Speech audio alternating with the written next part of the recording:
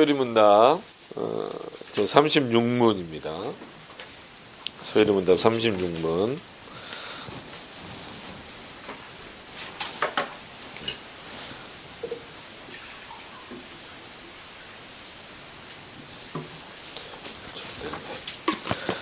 어, 36문은 이제 늘 말씀드리지만 소요리문답은 좀 이렇게 짧게 지나가고 있어서 어떻게 보면 구원의 서정의 이제 후반부, 이제 성화에 대한 부분까지 와서 이제 영화에 대한 부분을 설명하기 전에 전체적으로 그러면 구원의 서정, 즉 중생 이후에 하나님의 백성들이 받는 그 유익이 무엇이겠는가, 그거에 대해서 이제 살펴보기 종합적으로 정리를 해주는 내용입니다. 그래서 36문 내용 보시기 전에 일단 기도하고 시작하겠습니다. 주님, 오전에 귀한 예배 드리게 하시고 오후에도 이렇게 함께 모여서 또 우리에게 또 허락하신 교리의 내용을 또 살펴보려고 합니다. 주께서도 오시고 인도하여 주셔서 우리가 금생에서 누릴 수 있는 여러 가지 유익들에 대해서 살펴보면서 우리가 그리스도 안에서 자유케 된다라는 그 의미가 얼마나 큰지를 확인하는 시간 되어질 수 있도록 인도하여 주시옵소서. 예수님의 이름으로 기도드립니다. 아멘. 예. 자, 그래서 이제 36문에 보면 이렇게 되죠. 금생에서 의롭다 하심과 양자로 삼으신 것과 거룩하게 하심에서 함께 받는 유익과 여기서 나오는 유익이 무엇입니까? 이제 그겁니다. 그래서 우리가 의롭게 하심, 즉 칭의에 대해서도 살펴보았고, 양자 삼으심에 대해서도 살펴보았고, 거룩하게 하심에서도, 즉 성화에 대한 부분에서도 살펴보았습니다.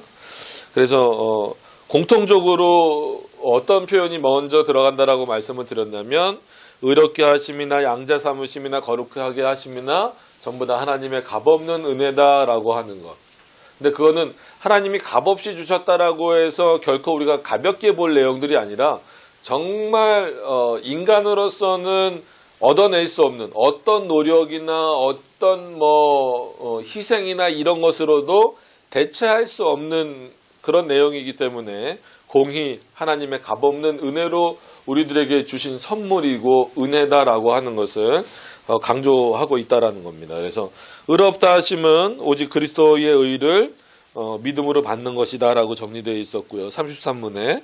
그리고 34문에 양자되는 것은 하나님의 자녀가 되는, 그래서 모든 특권을 누리게 되는 것이다 이렇게 정리가 되어 있고요. 35문에 우리가 거룩하게 하는 것은 무엇이냐라고 했을 때에는 궁극적으로 하나님의 형상을 회복하는 것인데, 그래서 이마고데이라고 표현을 해드렸잖아요. 물론 이미지라고 쓰셔도 상관은 없어요. 근데 이미지 너무 그래버리면 진짜 눈에 보이는 것, 이런 것으로 상상을 하는 경우가 훨씬 많아서 그냥 라틴어의 개념인 이마고데이 해서 실제로 하나님은 영으로 계시지만 눈의 아이디어, 귀의 아이디어, 이런 여러 가지 우리가 가지고 있는 그런 어떤 형상적 아이디어들을 하나님이 이미 갖고 계셨고, 또 그것만 회복된 것이 아니라 하나님과의 관계가 이렇게 회복이 되면서 의에 대해서는, 죄에 대해서는 능히, 즉 자발적으로 죽고 또 의에 대해서도 자발적으로 살아간다라는 그런 말씀을 우리가 32문부터 쭉 살펴보았고, 이제 그 내용을 합쳐서 이제 정리를 하고, 이제 다음 시간에는 신자가 죽을 때 그리스도께서 무슨 유익을 받는가, 즉 이제 영화의 단계와 종말론 부분, 요 부분에 이제 내용을 다루게 될 겁니다. 그래서 오늘 내용을 좀 보시면, 금생에서, 지금 생에서 의롭다 하심과 양자로 삼으신 것과 거룩하게 하심에서 함께 받는 유익과 여기서 나오는 유익은 첫 번째로 하나님의 사랑을 확실히 아는 것이다 라는 겁니다. 그래서 그러니까 칭의를 통해서도, 우리를 의롭게 하신 것을 통해서도 우리는 하나님의 사랑을 확인할 수 있어야 된다라는 거예요. 그리고 우리가 양자되었다라는 것에서도 하나님의 사랑을 느껴야 되고, 우리가 성화의 과정 가운데 있다라고, 즉 거룩하게 되어져가는 과정에 있다라는 것으로서도 하나님의 사랑을 날마다 확인하실 수 있어야 된다라는 거예요. 그게 참 중요한 부분이에요. 어떤 그 관계적인 인간, 하나님과 인간과의 관계를 우리 안에서 비유를 들긴 그렇지만 굳이 들자면 가족 간의 관계에서도 그렇고, 부부 관계에서도 그렇고, 형제 관계에서도 그렇고, 이 어떤 식으로든 그 사랑의 개념이 잘 정립되지 않으면 그 관계는 가까우면 가까울수록 오히려 더 쉽게 깨져버리는 경우가 많아요. 그리고 그게 잘 회복이 잘 안 되죠. 그런 부분들이 있습니다. 그래서 특히나 그렇기 때문에 하나님과의 관계에 있어서는 우리는 어떤 존재입니까? 하나님과 굉장히 밀접합니까? 아니면 멀리 떨어져 있습니까? 밀접한 관계입니다. 그러니까 우리가 하나님께로 가서가 아니라 하나님이 우리에게 가까이 오시기도 했고, 또한 우리로 하여금 밀접하게 또 우리를 불러주시기도 했고, 이 두 가지가 다 있는 거예요. 그래서 늘 그런 말씀은 마음속에 새기고 계셔야 되는 거예요. 내가 너희 안에, 너희가 내 안에. 그건 예수 그리스도가 우리 마음에도 계시고 오셔서 좌정하고 계시고, 또 우리도 그 안에 있어서 그 안에서 자유를 누릴 수 있는. 그런데 이게 어떤 관계냐면 사랑의 관계다. 그래서 신약 성경인데 갑자기 생각이 안 나네요. 그 본문이. 본문은 생각이 나는데 그게 이제 어느 본문인지. 하나님은 뭐다? 사랑이시다. 근데 많은 분들이 그 하나님은 사랑이시다라는 이 본문을 해석할 때 그 사랑이란 단어에만 탁 이렇게 집착을 해서 그냥 굳이 어떤 사랑, 의지적 사랑, 친구적인 어떤 그런 사랑, 아니면 연인과의 이런 사랑, 이런 정도로만 그 사랑을 좀 풀이하거나, 아니면 그 사랑의 수준을 인간화해서 오히려 거꾸로 그 성경 전체에서 말하고 있는 하나님의 뜻을 왜곡하는. 그래서 그런 질문을 혹시나 들어보신 분들도 있으실지 모르겠는데, 저는 그런 질문을 여러 번 받았어요. 사랑의 하나님이 왜 지옥을 만드셨습니까? 사랑의 하나님이, 그러니까 이제 또 예정론을 설명할 때는 사랑의 하나님이 왜 만들어 놓고 버리십니까? 만들지 말지.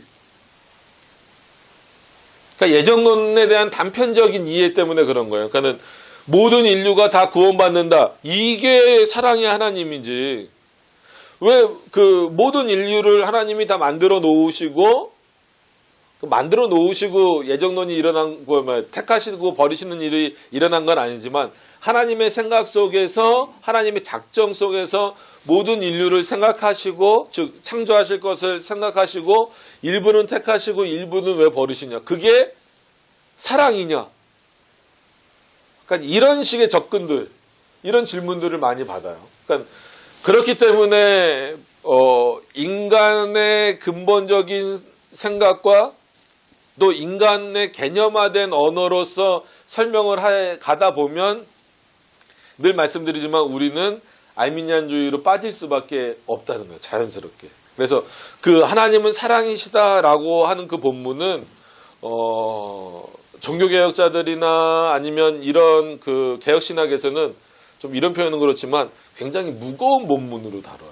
그 무겁다라는 개념이 어떤 개념이냐면 굉장히 깊이 있게 다뤄요. 거기서 하나님의 속성을 이해하고 하나님의 속성을 설명하는데 반드시 그 본문을 반드시 출발점으로 삼지는 않더라도 출발점으로 삼든지 아니면 결론 부분으로 삼든지 과정을 삼든지 하는 그 본문 중에 하나가 바로 하나님은 사랑이시다 이거예요.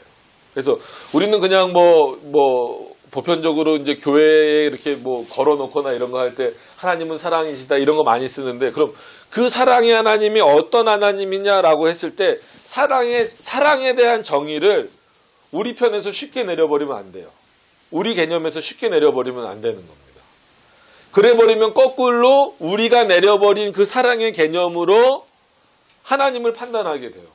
그럼 구약의 하나님은 마치 나쁜 하나님, 누구를 죽이라, 이 백성을 다 죽이라, 다른 이방 민족과 화친하지 말아라, 친구 맺지 말아라, 이런 어떤 내용들을 보면 심지어 부녀자까지 죽이고 아이까지 다 죽여라, 이런 표현들을 보면 어떻게 사랑의 하나님이라고 하면서 그렇게 명령하실 수가 있습니까? 라고 말하잖아요. 그렇기 때문에 이 사랑에 대한 개념을 우리가 생각하는 개념으로 접근해서는 상당히 그 오해가 될 수 있습니다. 그러니까 오늘 본문도 마찬가지예요. 첫 번째로 의롭다 하심과 양자 삼으신 것과 거룩하게 하심에 대해서 분명히 안다면 그것을 통해서 우리가 첫 번째 얻을 수 있는 그 유익은 하나님의 사랑을 확실히 아는 것.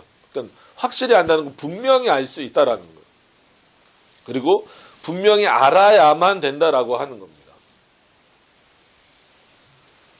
그러면 뭐 여기서 전체 속성을 다 설명할 수는 없으니까 하나님은 사랑이시다. 우리는 어떻게 간단하게라도 정리를 하고 넘어가야 될까요?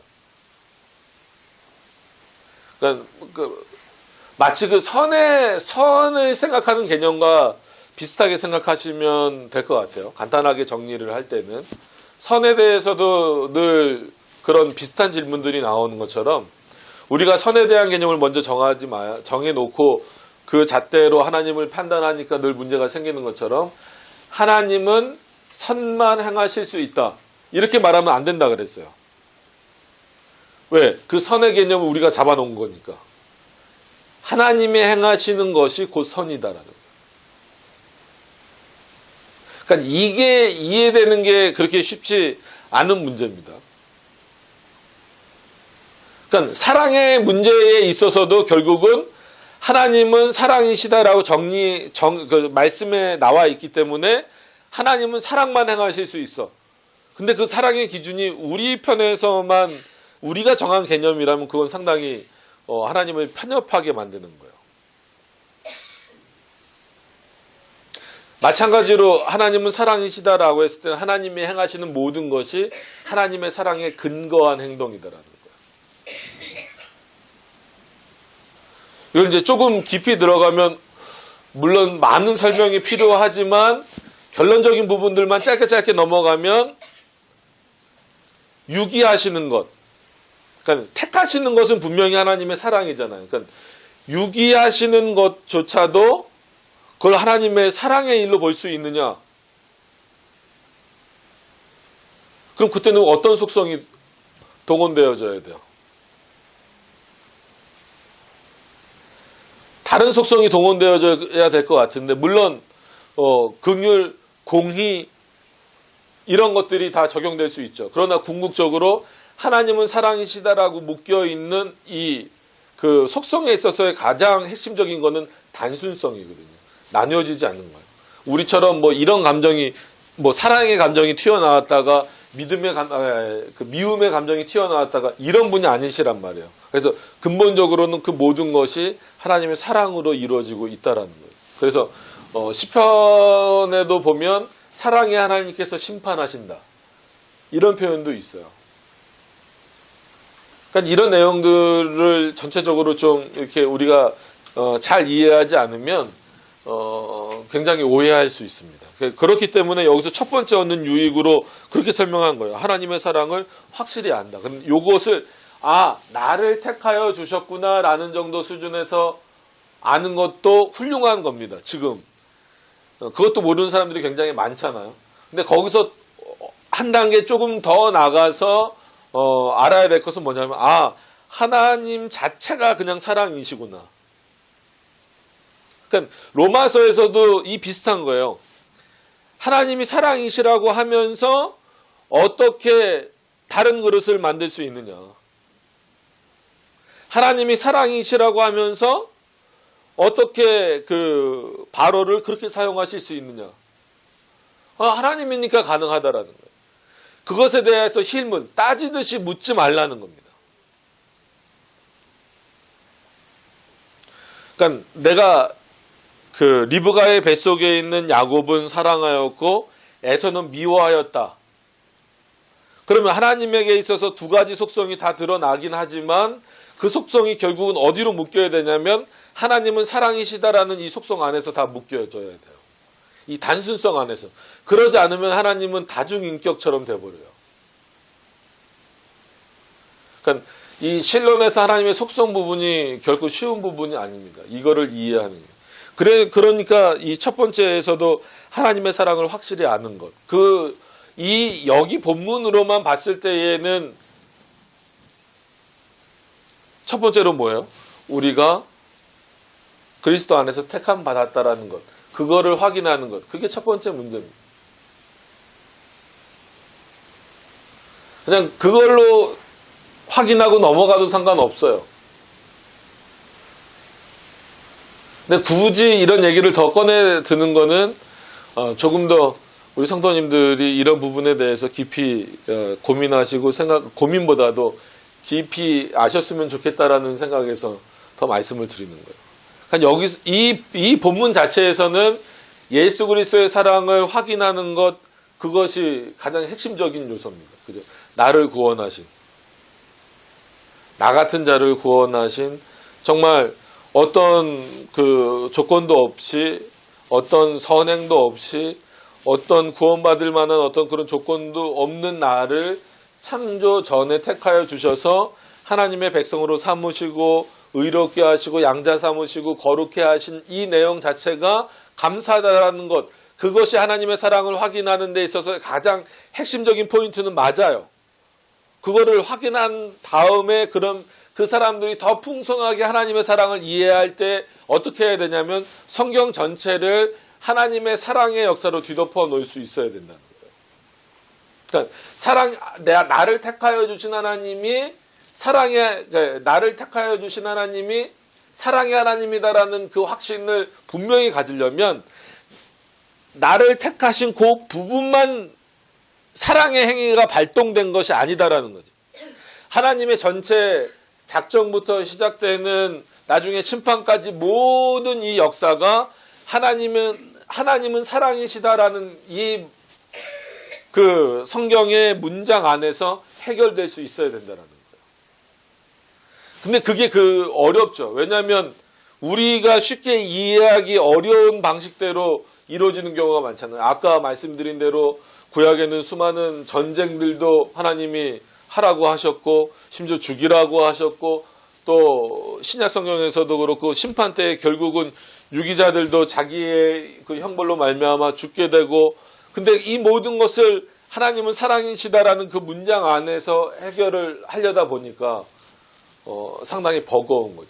그럼에도 불구하고 그 수준까지 저는 여러분들이 좀 올라가셨으면 좋겠어요. 그러니까 이 문맥상으로는 분명히 뭐라 그랬어요? 나를 택하여 주신 것을 확인하는 그 사랑, 그거를 놓치시면 안 된다라는 거예요. 그거는 분명한 거고, 나 같은 자를 하나님의 백성으로 삼으셨다라는 것이 얼마나 큰 은혜인가, 얼마나 큰 사랑인가, 이거를 확인하는 것, 이거보다 더 큰 건 솔직히 없어요. 그렇기 때문에 그러면 나를 택하여 주신 하나님이 누구신가라고 했을 때는 그 하나님을 여러 표현으로 설명할 수는 있지만 사랑의 하나님이다 이거. 우리가 그걸 부정할 수는 없잖아요. 그죠? 하나님은 사랑이시다라는 걸 부정할 수는 없단 말이에요. 그럼 그 사랑의 하나님이 하신 모든 일이 선한 일이다라고 했을 때에는 결국은 사랑이라는 속성 안에서 모든 나머지 속성들이 이렇게 연결고리로 묶여져 있다라고 하는 겁니다. 그러니까 이게 참 어려운 거예요. 그래서 왜 어렵다 그러냐면 우리의 이해로 쉽지 않다라는 거예요. 왜요? 분명히 사랑의 하나님이 어떤 조건도 없이 일부는 택하시고 일부는 버리셨다. 그러니까 우리는 택하시고 버렸다라는 것 자체가 불공평하다라고 생각을 하고, 많이들 그러니까 예정론을 못 받아들이는 분들이 그렇게 생각을 많이 하잖아요. 불공평하다라고 생각을 하고, 그 다음에 이 사람들을 조건 없이 버렸다라는 것 자체도 차별이라고 생각을 하는 경우가 많아요. 그러니까 상대적으로 언제부터 그렇게 박애주의자가 됐는지 모르지만 하나님이 우리를 택하여 주셨다, 어떤 조건도 없이 택하여 주셨다라는 것에 대해서 감사하는 것보다는, 그러니까 이게 결국은 믿음의 차이겠죠.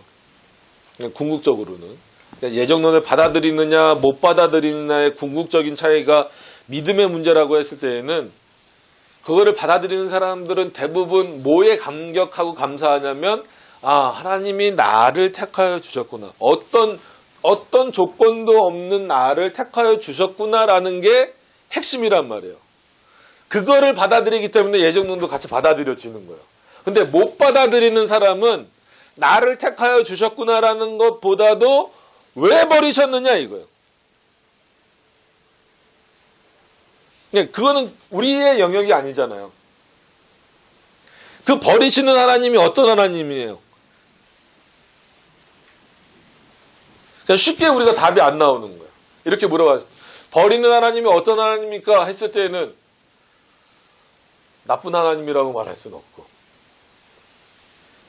입에서 쉽게 사랑의 하나님입니다 라고는 말이 안 나와요. 성경에서 분명히 하나님은 누구라고 말했는데 사랑의 하나님이시다라고 정도도 아니고 하나님은 사랑이시다라고 말했는데 마치 이렇게 동격처럼 표현을 하고 있는데 이런 그 예정론에 택하시고 버리시는 일들이나 아니면 뭐 그 심판과 관련된 일이나 여러 가지 많은 일들을 놓고 보면 우리 입에서 그렇게 쉽게 하나님은 사랑이시다라는 말이 안 나오는 경우가 많다라는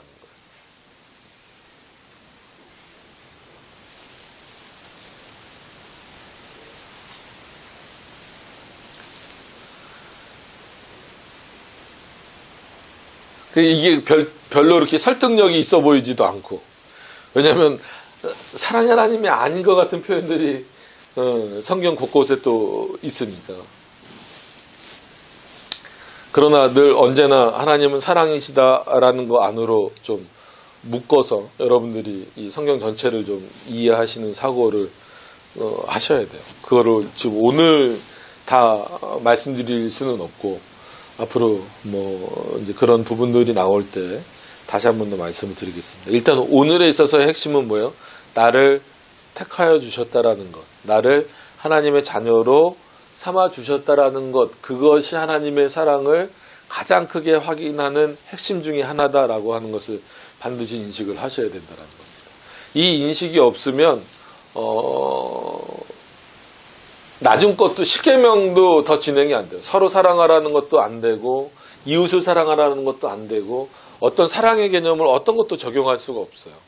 그러니까 그냥 도덕적인 그 선에서 서로 이렇게 뭐 배려하고 양보하는 차원에서의 이런 것들은 있어도 결국 근데 여러분 그 도덕적 그 개념에서의 사랑과 도덕적 개념에서의 선 그리고 도덕적 개념에서의 배려는 결국은 누구에게 돌아오는 거예요?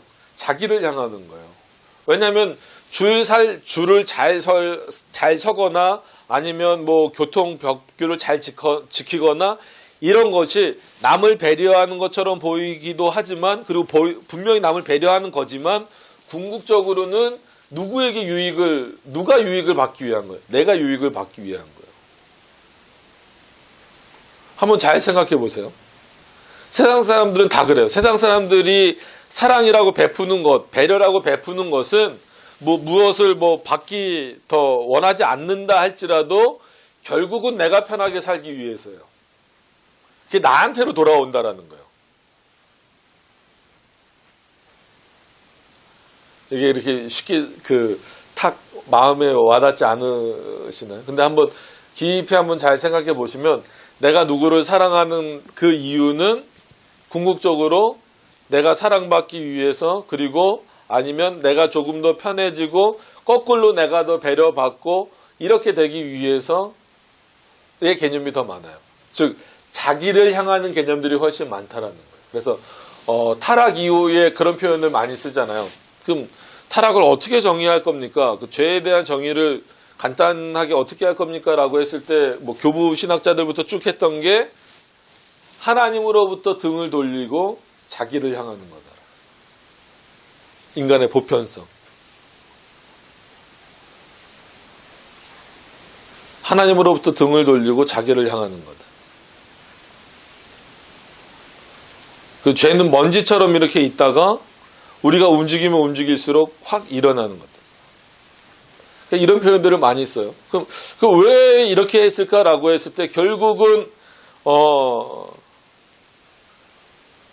이런 어떤 그 문명을 만들고 문화를 만들고 질서를 만드는 게 결국은 누구를 유익하게 하는 거예요? 우리 모두를 유익하게 한다라는 명목이지만 가장 좁혀보면 나를 위한 거예요. 이 사회가 무질서하면 나도 희생양이 되잖아요. 근데 이 사회가 질서 있으면 그 혜택을 누가 먼저 봅니까? 내가 먼저 보잖아요. 궁극적으로 내가 보게 되잖아요. 그러니까 어쩔 수 없이 인간은 내가 중심이 되는 거예요. 이게 교회 안에도 은근히 쑥 신앙 물론 이런 배려 정신, 그러니까 자기를 사랑하지 말라는 게 아니라 그런 배려 정신이 그냥 교회 안에만 신앙 없이 쑥 들어와 버리면 그냥 서로 배려하는 게 마치 예수 그리스도의 사랑을 실천하는 것처럼 이렇게만 이해되는 경우가 많아요. 그거랑은 약간 좀 구별을 하셔야 돼요. 늘 말씀드리지만 도덕적 선이 교회에서 칭찬받을 일은 아니란 말이에요. 그래서 저희도 뭐 카페를 개설해서 이제 뭐 저기 하지만 교회들 보면 뭐 구제가 목적이고 뭐가 목적이고 우리 교회는 뭐가 주로 우리 교회는 뭐뭐뭐뭐 합니다 했을 때 그것이 과연 모양만 싹 바꿔서 인간을 중심으로 하고 인간 스스로를 사랑하게 만드는 내용으로 입혀져서 교회 안에 들어와 있는 건지 아니면 하나님의 그 사랑의 포커스가 맞춰져 있는 건지를 잘 구별하실 수 있어야 된다는 거. 어렵죠. 이건 뭐 저도 참 힘든 문제고 근데 일반 성도님들한테 이것을 요구하는 것 자체가 그럼에도 불구하고 한번 생각해 보시라는 차원에서 말씀을 드리는 거예요. 근데 반대로 그럼 한번 생각해 봅시다. 예수님이 우리를 위하여서 죽으신 것은 예수님 자신을 사랑하시는 방식인가요? 예수님 자신의 유익을 위한 건가요? 그건 아니란 말이에요. 철저하게 우리를 위해서 죽으신 거란 말이에요. 그러니까 최종적으로 하나님 자신의 영광을 위한 거다 이거랑은 별개로 예수 그리스도가 자신을 내어주신 것은 십자가에 달려 죽으신 것은 궁극적으로 자신의 사랑을 더 견고하게 하시기 위한 어떤 그런 내용보다도 우리로 하여금 그 죽으심을 통하여서 그 구원에 참여하고 유익을 얻게 하시는 거기에 핵심이 있다라는 거죠. 그러니까 뭔가 우리가 사랑이라고 부르짖고 배려라고 부르짖는 거하고는 조금 다른 부분이에요. 도덕적이다라고 부르짖는 거하고는 좀 다른 부분이에요. 그러니까 이런 차이점들을 좀 이렇게 간격을 좀 좁혀 나가는 게 지난 시간에 우리가 배웠던 그 성화 부분하고 좀 연결을 시켜서 생각을 하시면 좋을 것 같아요.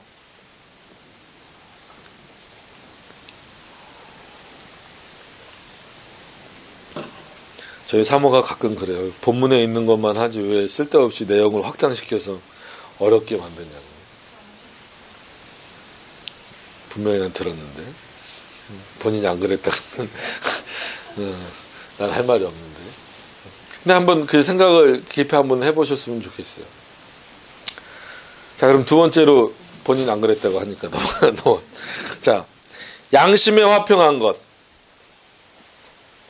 자, 우리가 여러분 양심의 화평함을 누리고 계십니까? 이 유익이라고 나온 거예요. 못 누리고 있으면 내가 택자인가? 이렇게 생각하시라는 게 아니라 내가 정말 하나님의 말씀대로 잘 가고 있는가를 확인하셔야 돼요. 이게 자기를 돌아보는 방식이에요. 여기서 나는 택자인가? 이렇게 생각하시지 마시고 최소한 여기 있는 사람들은 우리는 어떻게 인정하는 거예요? 다 하나님의 백성이라고 인정하는 거예요. 우리가 나눌 수 없잖아요. 그랬을 때 그럼에도 불구하고 내가 내 자신을 볼 때 양심의 화평이 없다. 그럼 양심의 화평은 뭐겠어요? 양심의 평안. 하나님이 주시는 평안이란 말이에요. 그럼 그것이 나에게 없다라고 했을 때는 내 스스로가 과연 하나님의 말씀대로 제대로 잘 살아가고 있는가를 확인해 봐야 된다는 거예요. 그러니까 이게 이어지는 거예요. 하나님의 사랑을 분명히 확인한 자는 그 다음 단계로 어떻게 이어지는 거예요? 자기 양심의 화평을 누리는 자다라는 거예요. 그러면 도저히 이 과정에서는 우리의 노력이나 우리의 영향이 여기 들어갈 수가 없어요. 그러니까 열심히 하나님의 뜻대로 살아내는 것을 인간의 노력이라고 생각을 하지 마세요. 당연히 마땅히 우리가 그렇게 살아야 될 의무라고 생각을 하세요. 그것으로서 우리의 성화에 뭐가 플러스가 되거나 양자 삼음이나 의롭게 되면 뭔가 플러스가 된다라고 생각하지 마시라는 거예요. 나중에 다 나중이래. 언제 왜냐하면 지금 안 하고 있으니까요. 욥기를 보면 욥기 30 몇 장쯤인가 가서 보면 그렇게 나와요. 너가 선을 행한들 나에게 무슨 유익이 있겠느냐. 그리고 또 반대로 너가 악을 행한들 나에게 무슨 해가 있겠느냐. 그건 너가 선을 행했으면 너에게 유익이 있을 거고 너가 악을 행했으면 너가 형벌을 받는 거지. 너희들이 선을 행하든 너희들이 악을 행하든 나랑은 상관없다. 그러니까 그 얘기는 뭐예요? 하나님의 존재 자체에는 어떤 영향을 미칠 수 없다라는 거예요. 근데 사람의 교만함은 어디까지 미치냐면 내가 선을 행하면 그게 뭐 예를 들어서 뭐 헌금을 드리는 것이 됐던 아니면 교회에서 봉사를 하는 것이 됐던 이것이 되면 하나님에게도 플러스가 될 거다라는 생각을 갖는 사람들이 상당히 많이 있어요. 그러니까 알미니안주의라고 꼭 그 매몰차게 몰아붙이지 않아도 우리 안에도 그런 사람이 있어요. 그러니까 우리라고 해서 여기 안에 그렇다는 게 아니라 이 개혁신학을 하는 사람들 중에서도 개혁신학을 맛보고 있는 사람들 중에서도 은연중에 무슨 생각을 갖고 있냐면 그래도 예를 들면 이제 제가 뭐 저를 예를 듭시다. 마루타가 됩시다. 그냥 나 같은 목사 없지. 예를 드는 거예요. 예를 드는 거예요. 나 같은 목사 없지. 진짜 뭐 하나님이 나 데려가시면 하나님이 손해지 뭐. 만약에 이렇게 생각을 한다면, 응? 야, 뭐 나만큼 개혁신학 잘 가르칠 수 있는 사람이 있어?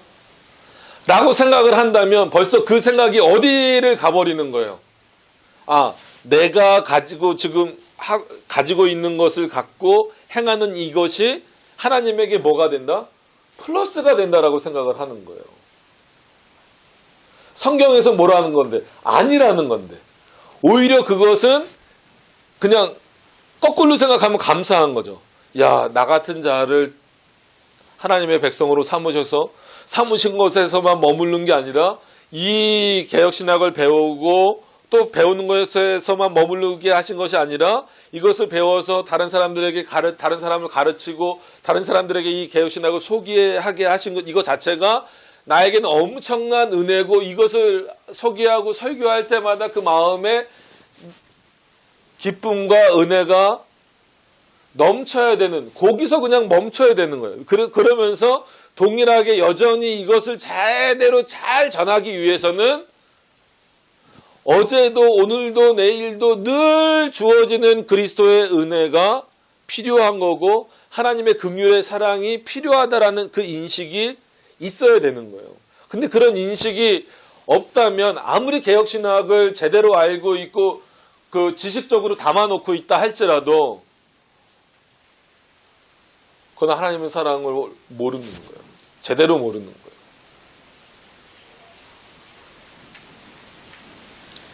양심의 화평 이것에 대해서 잘 알지 못하는 거예요. 그래서 일명 그 욥기에서요. 우리가 가지고 있는 개념들을 여러 가지 한마디로 좀 표현이 그렇죠. 좀 부서뜨리는데 그 중에 하나가 뭐냐면 인과응보예요. 특히나 우리나라 그 전래동화나 아니면 우리나라뿐만 아니죠. 대부분 많은 사람들이 갖고 있는 사상이 인과응보잖아요. 내가 이렇게 하면 이렇게 그 보응을 받고, 내가 잘하면 뭐 이렇게 보응을 받고, 못하면 뭐 어떻게 되고, 그거란 말이에요. 근데 욥기는 인과응보 사상을 완전히 깨버린. 그러니까 왜 깰까요? 하나님과 인간 사이에서는 인과응보가 들어가면 안 되는 거예요. 하나님은 일방적으로 주시는 분이고, 여러분 반드시 기억을 하십시오. 그렇지 않으면 우리가 이 앞에 있을 이유가 없어요. 저도 하나님 앞에 있을 이유가 없고, 여러분도 하나님 앞에 있을 이유가 없어요. 왜냐하면 하나님은 처음부터 끝까지 우리들에게 무조건적으로 베풀어 주시는 분이에요. 우리는 뭘 한다라고 생각을 하지 마세요. 난 예배 드렸다. 그러니까 내 할 일을 다 했어. 난 헌금 드렸어. 난 내 할 일을 다 했어. 나는 뭐 누구를 전도해서 난 내 할 일을 다 했어. 이게 아니에요.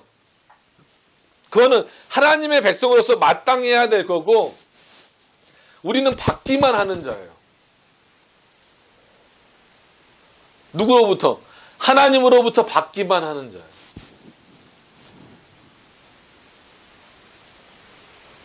내가 할 수 있는 것은 결론적으로 아무것도 없다라는 거예요.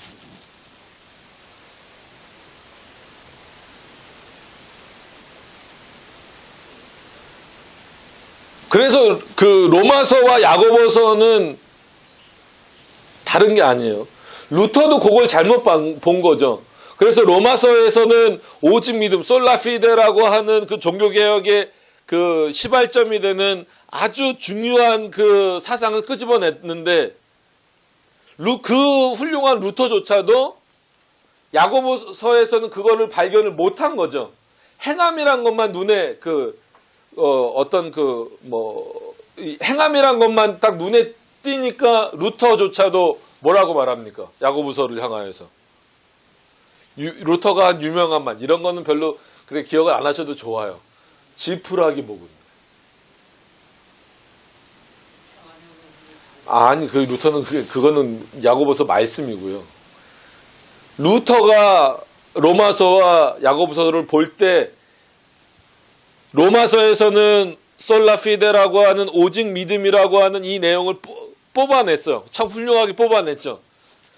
그걸 뽑아내놓고 야고보서 행함 없는 믿음은 그래요. 장로님이 말씀하신 대로 행함 없는 믿음은 죽은 믿음이다라고 하는 이 내용으로 쭉 나가다 보니까 그냥 그 문맥 자체만 봐버리니까 이거는 마치 행함으로 구원받는 것처럼 보여진 거예요. 루터에게 있어서는. 그러니까 루터는 과감하게 하나님의 말씀임에도 불구하고 야고보서를 뭐라고 비판한 거나 마찬가지죠. 평가를 그렇게 했으니까. 지푸라기 복음입니다. 아닙니다. 저는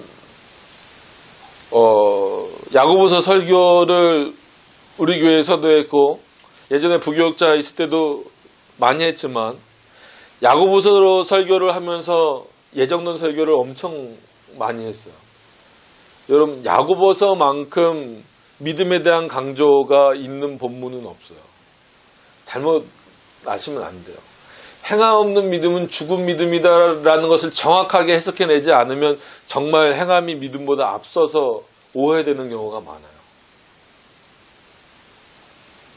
여러분, 야고보서는 로마서만큼 믿음에 대한 강조가 큽니다. 그 믿음이 하나님으로부터 주어진 선물이다라고 하는 그 핵심적인 내용이 담겨져 있는 게 야고보서예요.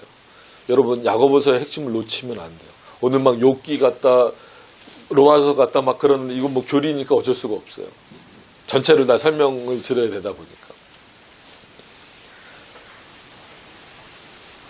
그래서 하나님이 여러분들이 하나님을 열심히 잘 섬기는 내용을 부정하시지 않아요. 칭찬해 주세요. 기뻐하세요. 그럼에도 불구하고 여러분들이 뭘 행했다라고 해서, 내가 뭘 했다라고 해서 하나님에게 뭔가가 덧붙여질 거다라고 생각하면 안 된다라는 거예요. 오히려 나는 아무것도 할 수 없습니다. 그런 나를 불러주셔서 이런 일들을 감당할 수 있도록 해주신 것에 대해서 감사합니다라고 깨닫게 되는 것, 그게 하나님의 사랑을 깨닫는 거예요. 그리고 양심의 화평, 그 양심의 화평이 뭐겠어요? 양심의 자유를 누리는 거죠. 예수님이 말씀하시잖아요. 진리가 어떻게 하리라? 너희를 자유케 하리라. 어떻게 보면 예수님이 말씀하시는 그 진리는 우리를 이런 표현은 좀 그렇지만 속박하는 내용이 훨씬 더 많을 수 있잖아요. 십계명도 그렇고. 그러니까 우리가 십계명을 지킬 때 얼마나 힘듭니까? 솔직한 얘기로. 그죠? 쉬우신가요? 저만 어려운가요? 그리고 진리를 알면 알수록 뭐를 버려야 돼요? 내 것을 버려야 돼요. 그냥 표현적으로 진리를 알수록 비진리를 버리면 됩니다. 그럼 그 비진리가 뭘까요? 내 안에 오히려 익숙했던 내용들이 많아요. 그죠? 저번에도 한번 말씀드렸듯이 얼마 전에 동지날 지나갔잖아요. 그죠? 동지 팥죽도 좀 팥죽을 드시지 말라는 얘기가 아니라 그 동짓날 팥죽 써다가 밖에다 내놓는 이런 것도 좀 버리고.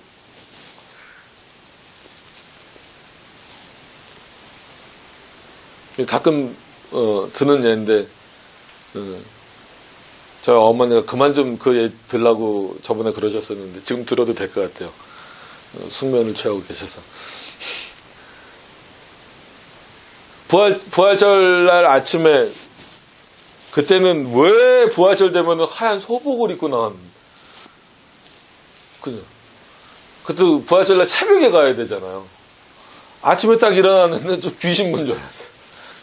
저희 어머니 머리를 이렇게 풀고 하얀 소복을 입고 저희 할머니랑 같이 서 계신 거예요. 어휴, 깜짝 놀랐어요. 목사님들도 또 부활절 되면 하얀 양복 입고 올라오시는 분들이 있어요.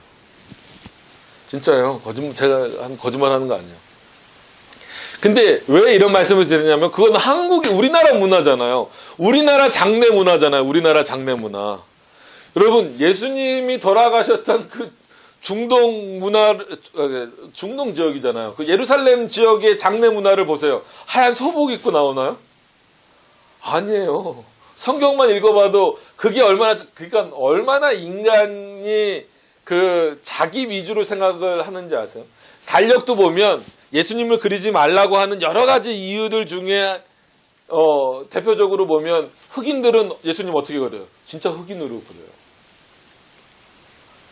그래서 특히나 기독교 장로회 이런 데 가면은 인권, 쓸데없이 그런 데서 인권 얘기하고 그러는데, 다른 데서 나가서 좀, 진짜 인권 얘기할 때 나가서 좀 하지.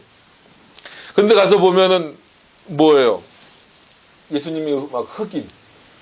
그러니까는 예수님 동성애라고 이렇게 막 무지개 두르고 나오잖아요. 그리고 우리나라에서는 어떤 거 있어요? 우리나라 예수님은 누구예요? 갓 쓰고 계시잖아요. 두루마기 있고. 이렇게 달력 같은 거, 그런 거 많아요. 보시면. 그럼 이건 뭐예요? 전형적으로 우리나라 기준에서 누구를 생각하는 거예요, 지금? 하나님을 생각하는 거예요.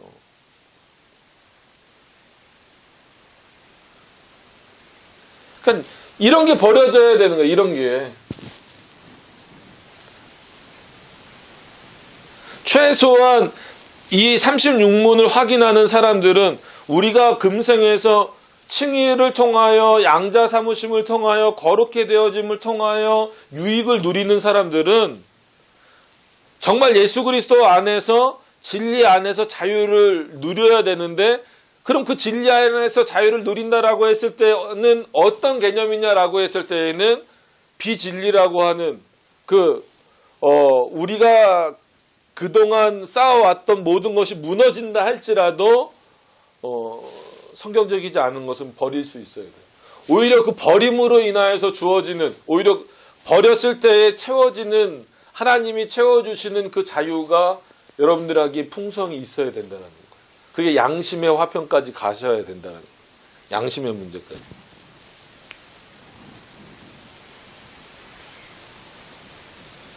세상 친구 버리면 새로운 믿음의 친구들을, 동지들을 붙여주시는 것처럼.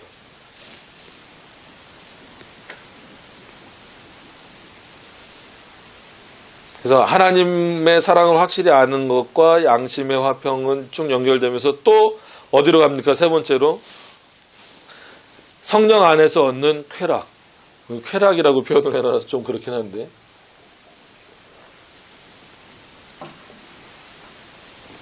성령 안에서 누리는 뭐 즐거움, 자유 이런 게 뭘까요? 성령춤 막 이런 거예요? 아니잖아요. 그냥 막 성령 받으라 뭐 하면서 우와 막 이런 거 아니잖아요. 그죠? 저번에 말씀드린 것처럼 성령이 여기 계시는 게 아니잖아요. 그래서 성령을 받으려면 몸이 뜨거워져야 된대. 성령이 여기 계셔. 명치에 계신대. 그래서 흔들어야 된대. 그래서 막 몸을 흔들면 이 성령이 위로 올라온대. 참, 그 사람들 상상력도 정말 뛰어난 것 같아요. 뭐 성령이 왔다 갔다 하신다는 거. 그때 다 말씀드린 거예요. 뭐 어디서 바람을 타고 15km씩 이동하신다는 거. 참 놀라운 상상력이에요. 그래서 제가 신대원 때 그 어떤 교수님은 성령은 UFO라고. 어떻게 해야 될지 모르겠어요. 수업 시간에. 아니, 이게 뭐 논쟁거리가 어떻게 돼야 뭘 논쟁을 하지. 그래서 그냥 그 듣는 학생들이 다 그냥 웃고 있어. 진짜. 실소라 그러죠. 실소. 그냥 웃겨서 웃는 게 아니라, 야, 참. 야, 이거 어떡하니. 뭐, 그냥 일반 신학생이, 성령이 UFO야 이래도 환장하겠는데, 교수라는 사람이 들어와갖고 성령이 UFO래요. 그러니까 진짜 실소가 나오는 실소. 야, 이건 뭐, 어떻게, 뭐, 싸울 만한 저기도 안 돼. 그럼 성령이 UFO여서 우리 마음속에 계시면 우리도 막 우주 막 왔다 갔다 하고 그래야 돼요.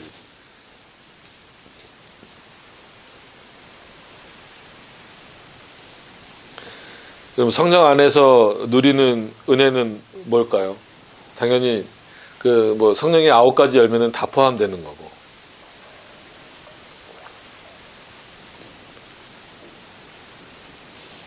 그것을 실질적인 삶 속에서 누리는 거예요. 뭐 온유, 절제, 뭐 이런 것들이 정말 누구를 위하여서 이제부터는 하나님을 위하여서, 교회를 위하여서, 성도를 위하여서 그것이 실행되어져 가는 거예요. 자기를 사랑하는 마음을 조금씩 내려놓고 누구를 사랑하는 마음, 궁극적으로는 하나님을 사랑하는 거지만 그 안에 같은 지체를 사랑하는 마음. 그래서 왜 우리를 공교회로 불러주셨겠어요? 각자 교회에서 얼마든지, 각자 교회된다. 각자 삶에서 얼마든지 하나님을 따로따로 올바르게 잘 섬길 수 있음에도 불구하고 하나님이 우리를 공교회라는 모임 안에 지체로 불러주셨다라고 하는 것은 서로를 존중하고 배려하는 차원이 있어야 된다는 거예요. 누구 안에서? 머리 대신 그리스도 안에서. 그렇기 때문에 뭐 온유, 절제, 평화, 화평, 뭐 이런 인내, 이런 모든 내용들이 삶 속에서 나를 위한 유익으로서 뿐만이 아니라 더 나아가서 하나님의 사랑을 확인하고 그것으로 인하여서 하나님 안에서 인내함으로 말미암아. 그래서 성도의 견인 부분에 있어서도 어떤 분들 많이 오해하잖아요. 그죠? 어떻게 오해해요? 성도의 견인, 그러니까 이 견인을 뭐처럼 오해해요? 레카차가 끌고 가는 것처럼 렉처로 이해하는 분들이 많아요. 아니에요. 거기서 퍼서버레이션 하는 거는 뭐예요? 참으라는 거예요. 그럼 참는다는 게 뭐예요? 참으라는 거라고요? 참는 거예요. 하나님이 우리로 하여금 바른 신앙 안에서 살아갈 수 있도록 인내하라는 거예요. 궁극적으로 그 인내하는 힘도 누가 주시는 거예요? 하나님이 주셔서 그 인내함으로 말미암아 그 신앙이 더 성숙하고 더 성화되고 더 하나님께 가까이 가게 돼서 하나님이 기뻐하시는 모습으로 변화되는 것. 그 과정 속에서는 하나님이 실제 인도하시는 부분도 있지만 진짜 그 렉처처럼 끌고 가시는 부분도 있지만 참으라는 거예요. 올바른 신앙 안에서 참으라는 거예요. 너희가 인내하라는 거예요. 그 인내할 때는 어때야 돼요?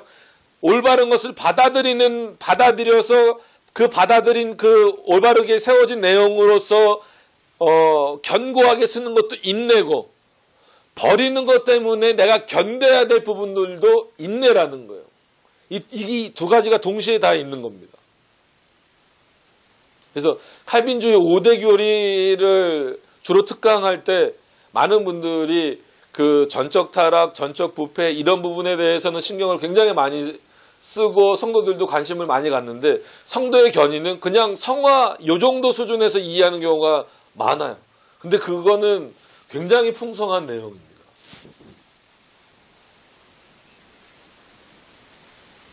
오히려 그리스도로 인하여 인내함으로 말미암아 내 안에서 자유와 화평과 평안과 하나님의 사랑이 확증되어져 갈 수 있는 것, 그게 금생에서 우리가 누릴 수 있는 유익이어야 된다는 거예요. 그러니까 세상이 줄 수 있는 것과는 비교가 안 되는 겁니다.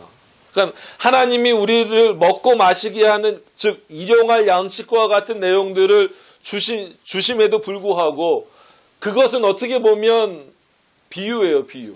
자, 하나만 써볼게요. 쓰면 제가 저기가 잘 안 나오나요? 여기 어떻게 써야 되지? 아니, 이거는 안 나와도 되는 내용이니까, 그냥 왜냐면 말로 설명을 하는 것보다는 한번 그냥 쓰는 게 좀, 자, 구약 성경의 만나, 그 다음에 하나님의 입으로부터 나오는 말씀. 신명기 3장입니다. 신명기 3장을 설교할 때 이 부분을 핵심적으로 설명을 해야죠. 자, 뭐가 실제고 본질입니까?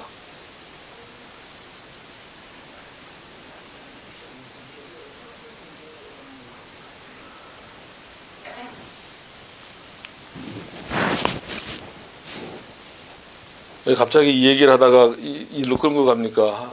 하지만 이 문제가 해결되지 않으면 어려워요. 성경에 나와 있듯이 분명히 만나가 너희들에게 있어서는 지금 이게 실제적인 거고 본질적인 거다라는 거예요. 왜? 당장 먹고 사는 문제잖아요. 그죠? 이거 없으면 죽어요. 근데 하나님이 뭐라 그러시냐면, 이거는, 그러니까 그래서 이게 어려운 거예요. 신명기 8장 3절을 그렇게 쉽게 생각하지 마세요. 이거는 실제 우리가 오늘 점심도 먹었잖아요. 그러니까 예를 들면 이겁니다. 오늘 오전에 말씀이 어땠는지 모르겠지만 하여튼가 말씀을 들었으니까 우리 영의 양식을 배불리 먹었으니까 점심은 건너뛰읍시다. 싫잖아요. 우리 성재가 아까 귀 속에다 대고 뭐라 그러는지, 아빠 오늘은 떡갈비. 제게 있어서는 지금 실제가 뭐예요? 말씀이 아니라 이거 말씀 빨리 끝나고 떡갈비란 말이에요. 근데 이게 우리 애가 한 얘기뿐만 아니라 많은 사람들이 여기 걸려 있는 거예요. 그리고 하나님으로부터 받고자 하는 것도 다 여기 걸려 있어요. 그죠? 내가 이렇게 됐으면 좋겠다. 그래서 내가 만약에 자녀를 여기 이제 이게 김윤재 저희 막내잖아요. 김윤재를 위해서 헌금을 했다.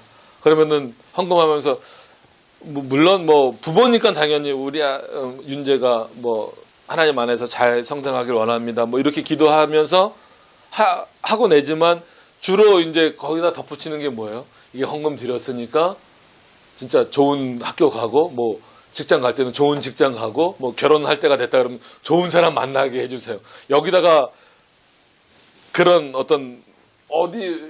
이런 의도, 그러니까 이런 의도가 담기면 안 된다라는 의미는 아니지만 거기에 머무르는 경우가 상당히 많다라는 거예요.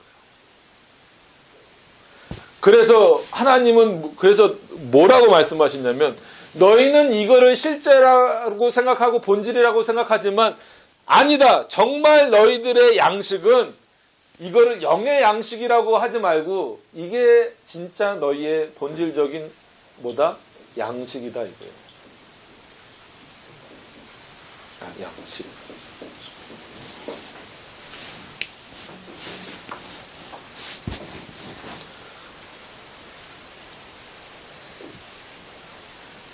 여기서 요 부분으로 탁 넘어오셔야 돼요. 성화의 관계, 성화의 삶을, 그래야 양심의 화평, 하나님의 사랑, 그 다음에 성령이 주시는 것. 여러분, 우린 지금 성화의 단계에 있어요. 성령이 여러분들을 어떻게 기쁘게 해주세요, 지금. 솔직한 얘기로 피부로 느껴지는 거 없잖아요. 그거 느껴지면 그것도 이상한 겁니다, 그것도. 그럼에도 불구하고 우리는 분명히 느끼고 있단 말이에요.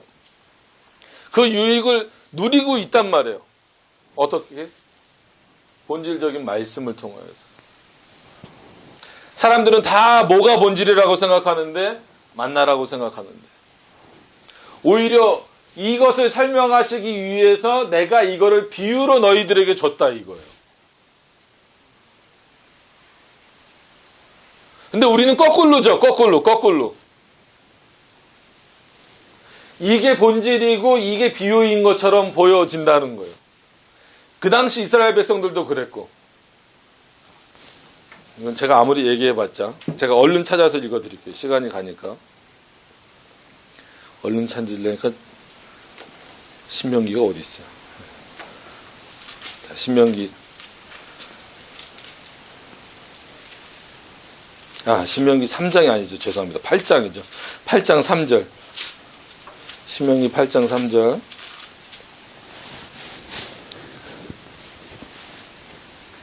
이 절부터 제가 읽을게요. 내 하나님 여호와께서 이 40년 동안에 내게 광야길을 걷게 하신 것을 기억하라. 이는 너를 낮추시며 너를 시험하사 내 마음이 어떠한지 그 명령을 지키는지 지키지 않는지 알려 하심이라. 3절 보면 너를 낮추시며 너를 줄이게 하시며 또 너도 알지 못하며 내 조상도 알지 못하던 만나를 내게 먹이신 것은 사람이 떡으로만 사는 것이 아니요 여호와의 입에서 나오는 모든 말씀으로 사는 줄을 내가 알게 하려 하심이니라. 어떤 의미인지 아시겠어요? 궁극적으로 하나님이 이스라엘 백성들에게 주시고자 하는 것은 뭐였어요? 만나가 아니라 자신의 말씀이라는 거예요.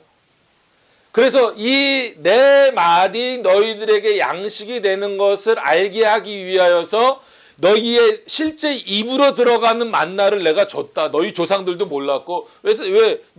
이 조상들은 광야에 안 살았잖아요. 만나가 필요 없잖아요. 자기네들이 농사지어서 먹었으니까. 근데 광야에서는 그럴 수가 없잖아요. 하나님이 주시지 않으면 안 된단 말이에요. 인간이 할 수 있는 것, 이스라엘 백성들이 할 수 있는 건 아무것도 없었단 말이에요. 광야에서 어떻게 농사를 집니까? 땅도 농사를 지을 땅이 아니고 계속 이동해야 되는데, 그러니까 하나님이 주시지 않으면 못 먹는 거예요. 그러니까 이들에게 있어서 만나는 얼마나 귀중한 겁니까? 이거 아침에 못 걷어오면 그날 굶어야 되는 거예요. 그러니까 안식일날 이때로 구약대로 하면 안식일날 거두러 가지 말라고 했는데 안식일날 꼭 거두러 가잖아요. 그 전날 이틀 거 거두오라 그랬는데 그만큼 사람들은 만나에 집착을 하는 거예요. 근데 만나에 집착하는 만큼 하나님의 말씀에 얼마나 집착하고 있느냐는 거예요. 여러분, 그리스도인의 성화라고 하는 그 부분은 이제는 이것이 없어도, 솔직한 얘기로 이것이 뭔가 부족해도 이것 때문에 살아갈 수 있어야 되는 거예요. 여러분, 그래서 바울 보세요. 바울도 어떻게 보면 예수 그리스도를 알기 전에는 뭐가 더 풍성했어요? 그에게 만나가 더 풍성했잖아요. 물론 그가 율법학자로서 이 말씀에 대한 풍성함도 있었겠지만, 구약을 해석하는 가말리엘 문화생이라고 그러고 이런 어떤 차원, 이게 더 풍성했겠지만 그럼에도 불구하고 만나가 본질이었단 말이에요. 근데 예수 그리스도를 만난 이후에는 그의 삶이 어떻게 됩니까? 이건 의미 없어요. 난 이제 더 이상 이거는 배설물처럼 버리겠다라는 거예요. 이건 필요 없고 이제는 내가 자랑할 건 뭐밖에 없다. 예수 그리스도를 아는 지식밖에 없다 이거예요. 그래서 또 말씀드리지만 그는 옥에 갇혀서 뭐라고 한다고요? 항상 기뻐하라. 쉬지 말고 기도하라. 범사에 감사하라. 그는 뭐를 누리고 있는 거예요? 감옥에 있든지 아니면 감옥 밖에서 열심히 전도 여행을 하고 있든지 아니면 심지어 개인적으로 쉬고 있을 때에도 이거를 누리고 있는 거예요. 오늘 말씀하고 있는 이 내용, 하나님의 확실한 사랑, 양심의 어떤 그 화평과 성령 안에서 누리는 그 즐거운 쾌락을 그는 늘 맛보고 있는 거예요. 뭘 깨달았을 때에? 말씀이 본질이라는 것을 깨달았을 때. 말 그대로 성도잖아요. 성도. 거룩한 사람들이잖아요. 거룩한 길을 걸어가겠다라는 사람들이잖아요. 우리들은.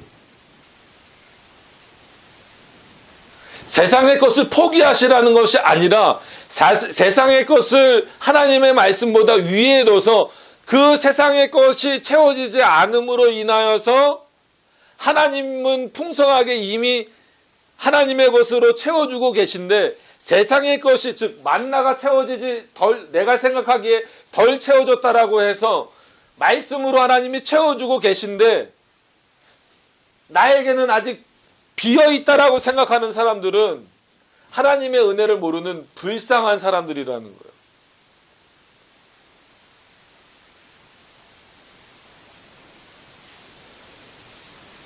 정말 불쌍한 사람은 만나가 안 채워져서 걱정하는 사람들이에요.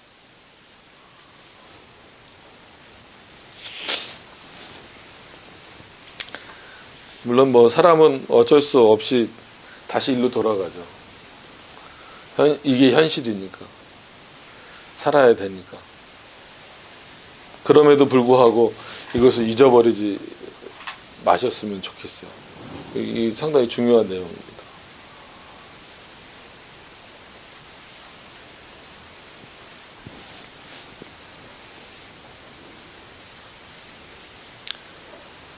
성령 안에서의 쾌락과 은혜의 증가함. 그죠? 은혜의 증가함이라는 의미는 뭘까요? 은혜의 축적이죠, 축적. 은혜가 증가한다라는 것은 내가 더 성장한다라는 의미도 있으면서 동시에 하나님의 말씀이 더욱더 내 안에 쌓인다라는 거예요. 그래서 자주 표현하는 표현이지만 우리는 하루를 살면 살수록 뭐를 더 짓는 사람들이니까 죄를 더 지을 수밖에 없어요. 그죠? 남을 미워하건 싫어하건 뭐하건. 그리고 가장 핵심적인 죄는 뭐예요? 하나님을 생각하지 않는 것. 여러분, 죄는요, 하나님을 생각하지 않는 것 자체가 죄예요. 그럼 우리는 하루를 살면 살수록 뭐를 더할 뿐이에요? 죄를 더할 뿐이에요. 그런데 왜 은혜가 축적된다라고, 은혜가 증가된다라고 표현하고 있어요? 우리는 날마다 살면 살수록 죄를 더하는 사람들임에도 불구하고 그 죄를 덮을 만큼의 은혜가 주어진다는 거예요. 누구로부터? 예수 그리스도로부터. 그럼 그것을 믿고 확신하고 살아가는 사람들이 바로 믿음의 사람들이고 성도고 성화의 과정, 거룩함을 이루어가는 과정 속에 있는 사람들이다라고 하는 것을 잊어버리면 안 돼요. 이 부분을 놓치고 이 부분을 잊어버리니까 내 삶이 힘든 거예요.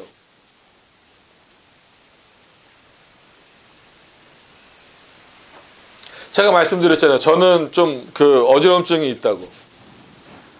그 의사도 맨 처음에는 이해를 잘 못해요. 오늘은 어지러우세요? 저는 24시간 어지러운데요. 어떻게 그렇게 사세요? 그럴 수가 없다는 거예요. 그러니까 모든 검사를 다 했는데도 이상이 없어요. 혹시라도 나중에 어지러우시면 절대 하지 말아야 돼. 절대보다도 권하시면 웬만하면 하지 마세요. 이게 뭐냐면 어지러움 유발 검사예요. 들어도 좀 이상하고 꺼림직하잖아요. 이게 뭐냐면 어지러운데 어지러움증을 유발하는 주사를 맞아요. 그리고 침대에다가 저를 묶어요.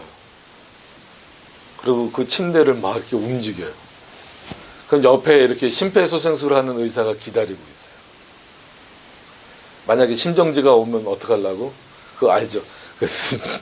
TV에 있는 거 보면 150줄 착! 200줄 착! 그 말초신경 검사하는 거예요. 어지럽다니까 어지러움 유발 검사한다고 더 어지럽게 만들어버리는 거예요. 그런데도 이상이 있었을까요? 없을까요? 없어요.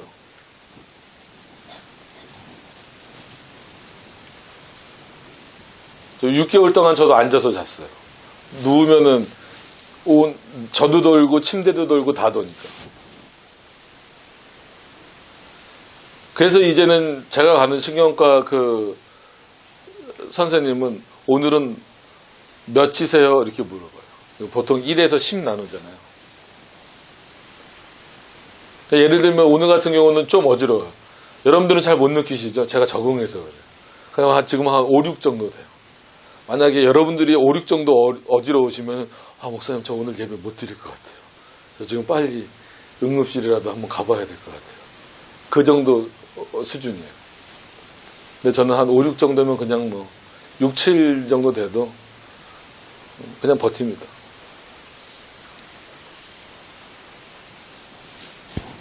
근데 왜 이런 말씀을 드리냐면 이것도 뭘 못 막아요? 하나님이 나에게 주시는 그 은혜를 막는 방법은 아니에요.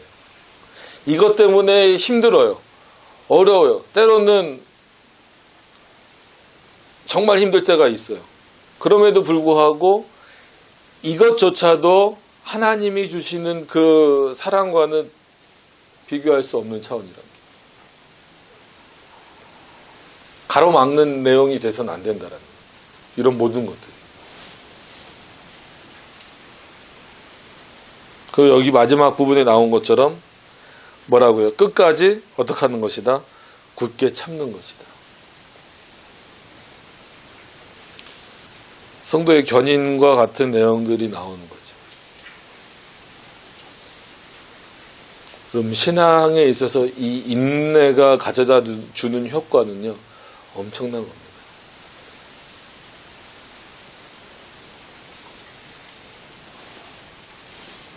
여기 이렇게 그 불편한 데 앉으셔서 인내하시면서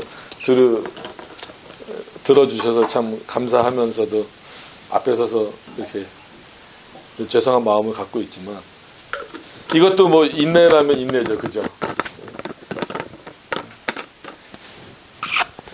이 시간을 너무 견딘다라고만 생각하지 마시고 끝맺으면 어떻게 되나 보세요. 분명히 유익이라 그랬잖아요.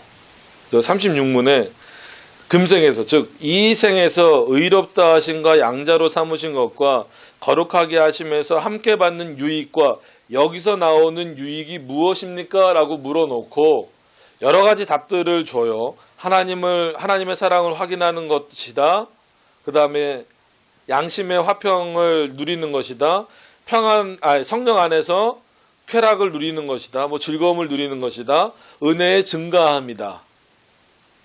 그런데 마지막은 뭘로 가요? 유익이라고 하면서 끝까지 굳게 참는 것이다.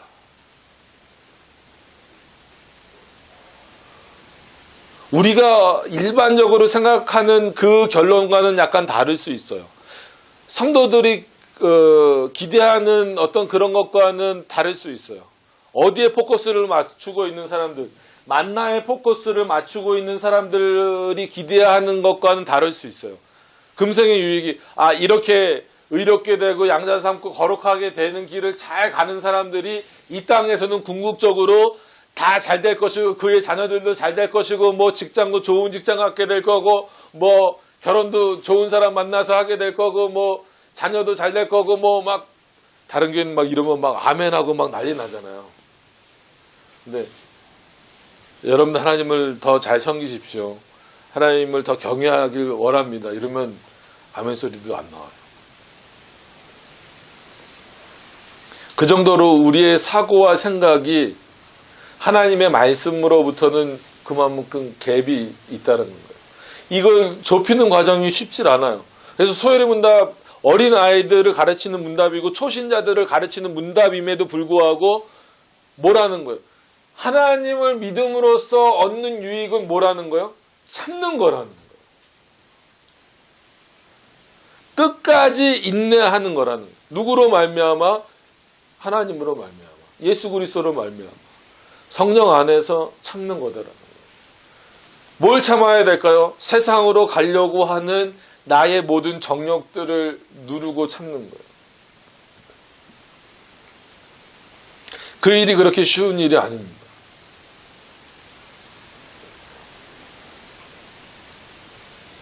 세상적인 정욕이라 그래서 무조건 나쁜 뭐 이상한 쪽으로만 생각하지 마세요. 그건 이성의 자랑, 뭐 육신의 뭐 자랑, 뭐 이런 모든 것들이 전부 다 포함되어져 있는 거예요.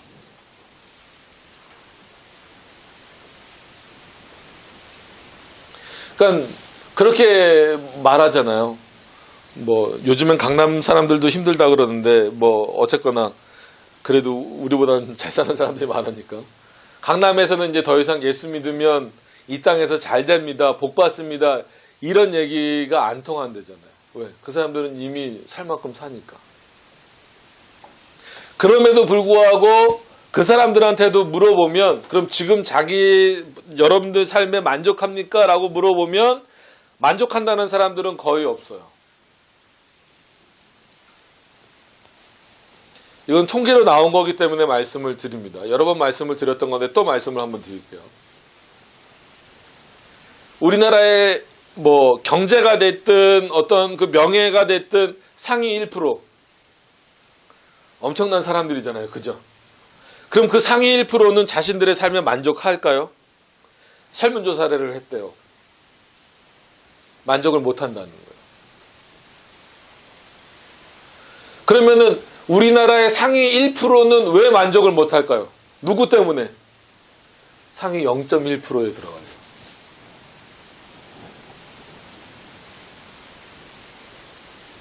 인간의 욕심은 끝이 없잖아요.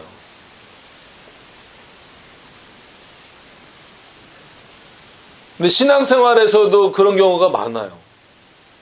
하나님을 믿으면, 예수 그리스도를 믿으면 내 안에 풍성해질 것들이 이렇게 많아요. 오늘 본문에서 나온 것처럼 하나님의 사랑도 알게 되고 화평도 누리게 되고 성령 안에서 쾌락도 누리게 되고 은혜의 증가도 누리게 되고 끝까지 참는 것, 이 풍성함이 있는데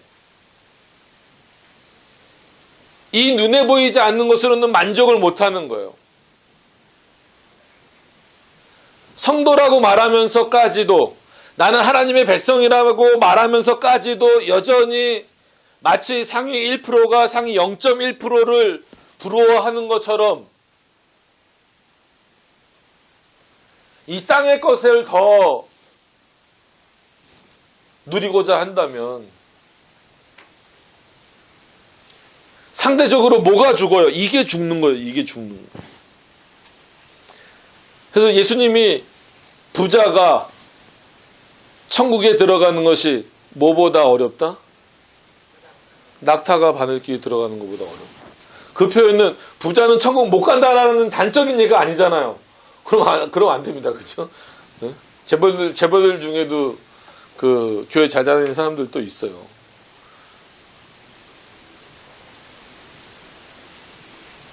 여러분들 돈 많이 버세요. 여러분들이 돈 많이 벌으셔야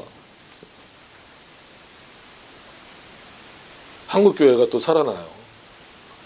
그건 분명한 사실이지만 중요한 거는 그게 중심이 돼버리면 오늘 이 풍성한 유익은 못 누려요. 제가 왜 계속해서 이걸 가지고 좀 죄송하지만 질질 끄는 것처럼 말씀을 반복해서 드리냐면 너무나 많은 그리스도인들이 이것을 유익으로 여기질 않는다는 거예요. 교회에 있으면서도. 이게 유익인지 모른다는 거예요. 마치 아브라함이 하나님을 만나서 하나님이 아브라함을 만나 주신 거죠. 만나서 내가 너에게 지극히 큰 상급이 되어 주겠다. 이거보다 더 큰 게 있어요, 없어요? 없잖아요. 근데 아브라함의 뭐 답변이라 그래야 될까요? 아니면 제 물음이라 그래야 될까요? 뭐예요? 하나님 뭐 해주실 건데요? 그래서요. 하나님이 지극히 큰 상급이란 건 알겠는데요. 그거는 내 피부에 안 닿았고 뭘 해주실 건데요? 거기서 우리의 모습이 발견되는 거예요.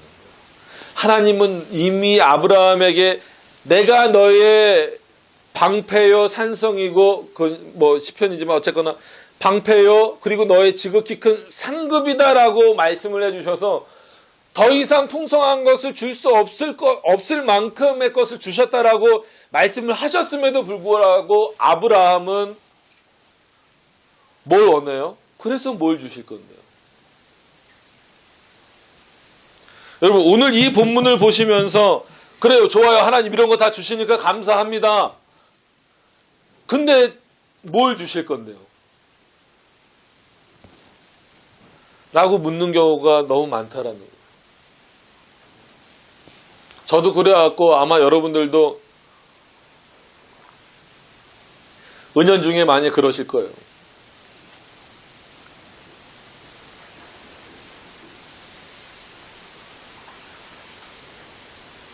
그래서 저희도 예배 장소 옮겨야 되니까 이거 바꾸라 그랬어요. 전도와 예배 장소 확장 뭐 이렇게 해놔갖고 뭐 확장 이런 건 필요 없고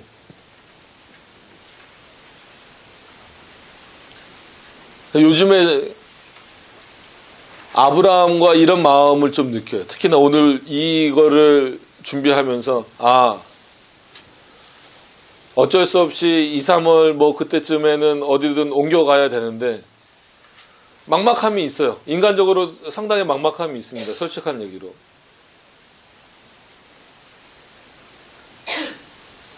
그랬을 때 난 지금 하나님 앞에 뭘 요구하고 있는가? 요구할 수 있는 존재인가? 답답한 마음이 있고 그런 마음이 있음에도 불구하고 다시 한 번 더 생각해 봤어요. 하나님이 분명히 이걸 나에게 주셨는데 이런 유익을 누리도록 하셨는데 나는 거꾸로 지금 하나님 앞에 내가 당장 죽겠으니까 내가 당장 급하니까 어디로 가야 됩니까? 빨리 주세요. 뭐 아니면 뭐라도 하게 해주세요. 그러고 있는 제 모습이 딱 발견이 되면서 솔직히 오늘 이 말씀을 들고 서기가 상당히 부끄러웠어요. 과연 내가 성도들에게 이렇게 살라고 말할 자격이 있는가?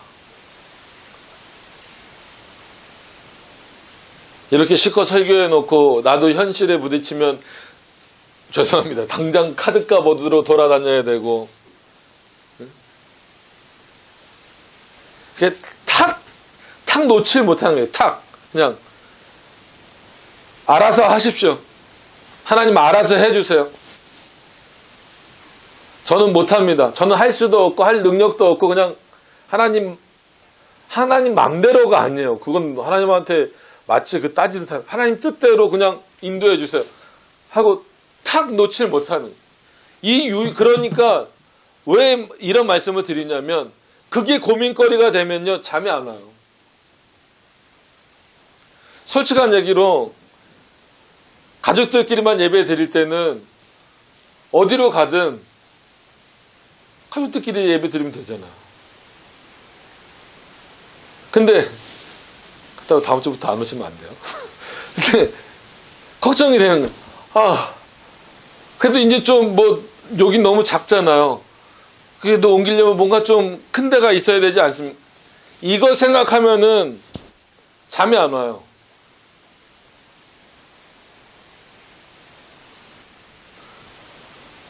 운전하다가 막 애들 태우고 운전하다가 한 코스 빼먹고 가고 막 그래요. 저기 한 집 보여드렸다기보다도 말씀드린 데 있잖아요. 거기 이제 이렇게 갖고 애 내려줘야 되는데 거기 보면서 가다 그냥 엄마가 제가 왜 이런 말씀을 드리냐면 그렇게 되다 보면 실질적으로 누려야 되는 이런 유익을 내가 지금 누릴 수 있어요? 못 누려요? 못 누리게 되는 거예요. 이게 오히려 현실감이 없는 거예요. 자, 이게 우리에게 진짜 유익입니다. 갑자기 하나님이 내일 막 어디서 전화가 와서 막 그런 목사님들 가끔 그런 간증 막 하시잖아요. 어디서 전화가 와서 생면무지의 사람이 전화가 와서 내가 예를 들어서 반석천리교회 10억을 헌금하고 싶습니다. 막 이래가지고 막 5층 6층짜리 건물을 막 내일 딱 계약을 했어요. 막 이러면 사람들이 막 기적이 일어났다. 하나님의 은혜가 막 크다. 물론 하나님의 은혜는 은혜지만 솔직히 그것 때문에 뭐가 가려지는 거예요? 이게 가려질 수 있는 거예요. 무서운 겁니다. 그리스도인들에게 상당히 조심해야 돼요. 그래서 어떻게 들으실지 모르겠지만 저는 제 통장이 마이너스 통장이라는 게 감사해요.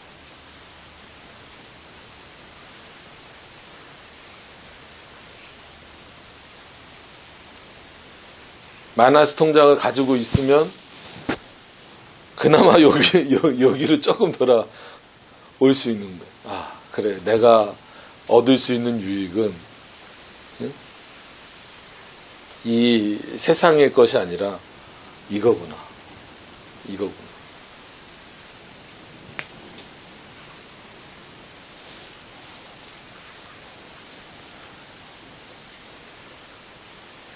결론을 지을게요.